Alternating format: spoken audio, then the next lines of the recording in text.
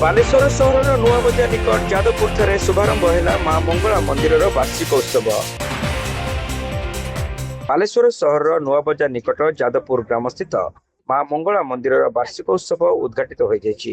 ତିନିଦିନିଆ ଏହି ବାର୍ଷିକ ଉତ୍ସବର ପ୍ରଥମ ଦିବସରେ ଏକ କଳସ ଶୋଭାଯାତ୍ରା ଅନୁଷ୍ଠିତ ହୋଇଥିଲା। ପରେ ରୀତିନୀତି ଅନୁସାରେ ମାଙ୍କର ବାର୍ଷିକ ପୂଜା ଆରମ୍ଭ ହୋଇଥିଲା। ସନ୍ଧ୍ୟାରେ ସାଂସ୍କୃତିକ କାର୍ଯ୍ୟକ୍ରମ ପୂର୍ବରୁ ଆୟୋଜିତ ସଭାରେ ବିଜେପି ରାଜ୍ୟ ପ୍ରବକ୍ତା ଇଞ୍ଜିନିୟର ବିଭୁପଦ ଦାସ ମୁଖ୍ୟ ଅତିଥି ଭାବେ ଯୋଗଦେଇ ସାମୂହିକ ଉଦ୍ୟମରେ ମାଙ୍କର ସେବା ପରମ୍ପରା ଅକ୍ଷୁର୍ଣ୍ଣ ରଖିବାକୁ ପରାମର୍ଶ ଦେଇଥିଲେ। ମାଙ୍କର ସେବା ନିମିତ୍ତ ଆବଶ୍ୟକ ସହଯୋଗ ପ୍ରଦାନ ନେଇ ଶ୍ରୀ ଦାସ ନିଜର ପ୍ରତିଶ୍ରୁତି ଦେଇଥିଲେ।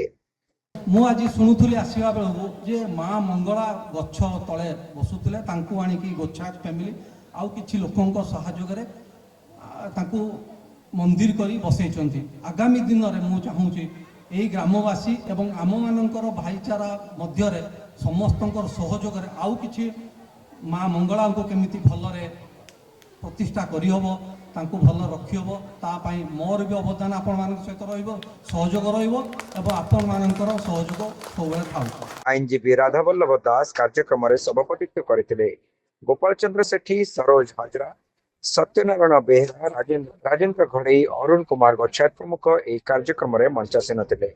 ସ୍ଥାନୀୟ ଗଚ୍ଛାୟତ ପରିବାରର ଆବିର୍ଭାବ ହୋଇଥିବା ମା ମଙ୍ଗଳାଙ୍କର ସେବା ପୂଜା ପାଇଁ ପୂର୍ବରୁ କୌଣସି ବ୍ୟବସ୍ଥା ହୋଇପାରିନଥିବା ବେଳେ ସମ୍ପ୍ରତି ବାଲେଶ୍ୱର ସହରର ବହୁ ବଦାନ୍ୟ ବ୍ୟକ୍ତିଙ୍କ ସହଯୋଗରେ ମାଙ୍କର ପୂର୍ଣ୍ଣାଙ୍ଗ ମନ୍ଦିର ନିର୍ମାଣ ସମ୍ପନ୍ନ ହୋଇଛି ବୋଲି ମନ୍ଦିର ପରିଚାଳନା କମିଟିର କର୍ମକର୍ତ୍ତାମାନେ ସୂଚନା ଦେଇଥିଲେ। ଆଗାମୀ ଦିନରେ ମାଙ୍କର ଦୈନନ୍ଦିନ ସେବା ପାଇଁ ସମସ୍ତେ ସହଯୋଗର ହାତ ବଢାଇବାକୁ ସେମାନେ ନିବେଦନ କରିଥିଲେ।